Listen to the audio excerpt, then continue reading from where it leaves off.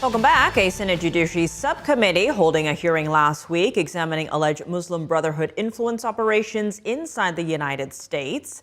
The hearing, hidden in plain sight, confronting the Muslim Brotherhood network in America, focusing on claims that Brotherhood-aligned networks have sought to build influence through civic, religious, and political organizations, and on alleged cooperation with far-left groups, sometimes called the Red-Green Alliance.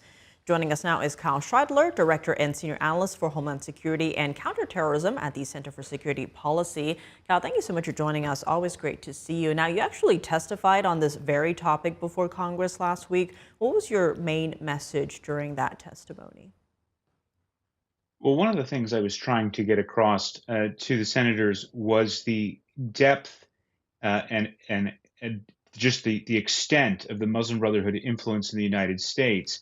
I think most people don't really recognize when we talk about the Muslim Brotherhood that we are talking about an organization that has been operating in the United States since the 1960s. So you have had high-level Muslim Brotherhood operatives engaging in the political process, creating organizations for decades. Many of them now are U.S. citizens themselves, or the sons of U.S. citizens, daughters of U.S. citizens. So this is an extensive network that has been operating for a long time, that is spread very wide in the United States, and we are now seeing some of the negative effects of that.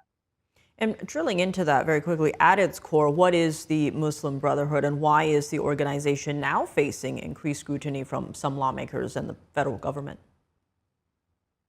Well, the Muslim Brotherhood was founded in 1928 by a man named Hassan Al-Bana to respond to the collapse of the Islamic Caliphate in then Ottoman Turkey. And they have ever since sought to reestablish that caliphate through a variety of subversive means. So they create false fronts, they create organizations, they engage in political influence and espionage, and in some cases they engage in violence and the creation of terrorist organizations, all to achieve their objective, which is ultimately to overthrow governments and to establish Islamic law. And they have done this and operated in every Arab country in the world, every Muslim country in the world, and now most of the countries in the West. The difference is that in the West, whether in Europe or in the United States, the response of our intelligence and security services has been muted compared to the way that this is typically addressed in countries like the United Arab Emirates or Jordan, where these movements are banned. And so in the United States, we had the Holy Land Foundation case, which was a Hamas financing case in 2008, which told us a great deal about the U.S. Muslim Brotherhood and the activities that they were engaged in. But there hasn't been a lot of follow through by U.S. intelligence or U.S. security agencies on how to address this threat since that time. And we've seen a number of reports about the so-called Red-Green Alliance, or the collaboration between socialist or communist groups and Islamist groups. Now, you're actually asked about that during the testimony, so let's take a listen. Does the Muslim Brotherhood also partner with political groups such as the Democratic Socialists of America? Yes, sir, they do. So what do you make of this alignment, and how significant of a threat, if any, do you think this alliance poses to American safety?